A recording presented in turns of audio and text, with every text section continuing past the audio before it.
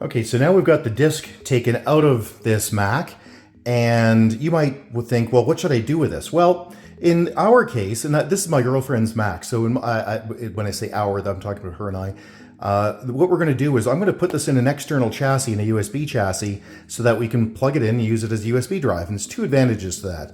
The first is, if there's any files that she didn't get off of this to put on her new Mac, she'll be able to access them. The second benefit is that she'll have a spare 500 gig drive, which, you know, for USB, it's just to plug in and be external and didn't cost very much. So let's show you how to do that. So here's the drive. We may have to pull these pins out. When I say pull, it's just Torx, looks like maybe a number 6 Torx, and it just unscrews. If you don't have that, by the way, you can also just use pliers, grab on and just twist it. They're just screws. Okay, so I'm going to put that down. And this is a USB kit. This will convert, well, in this case, a 2.5 inch or a 3.5 inch, by the way, this is 3.5 inch, drive into a USB kit.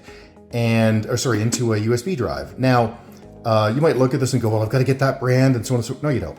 Buy the cheapest one you can, okay? So just go buy the cheapest kit you can. So let's open this up, see what's in it. I have not been into this one before, so don't really know what's in it. Okay, now, the only reason to spend more money on one versus the other, one being, you know, one of these kits versus another one, is some of them are screwless and some of them aren't. The screwless ones are nice, but hardly, oh, this one's screwless, which is great, but hardly worth money. So let's just try to put this in. Yeah, I'm gonna have to pull these off. So just to prove the point, I can just use pliers. I don't have to even use a Torx. Let's just unscrew this. There it is. And those are just garbage, those pins. There we go. Okay, so I should have used a Torx screwdriver, but I didn't. Okay, so in this case, this is quite nice actually. So this one I'm just going to pop in and slide it in. There it is. Close the door. And then I've got power and USB drive, USB connection. And that will no doubt be in here. Yep, there it is. So let's get this going. So I can just plug this in like this. Plug this into the back of the Mac when I have the operating system on it, on the new Mac, or actually on any Mac for that matter.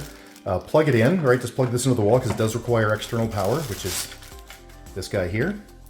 And it will show up as a USB drive, and I'll be able to get any files that are on here off, or I'll be able to wipe it out and use it as just an external drive, which is kind of nice.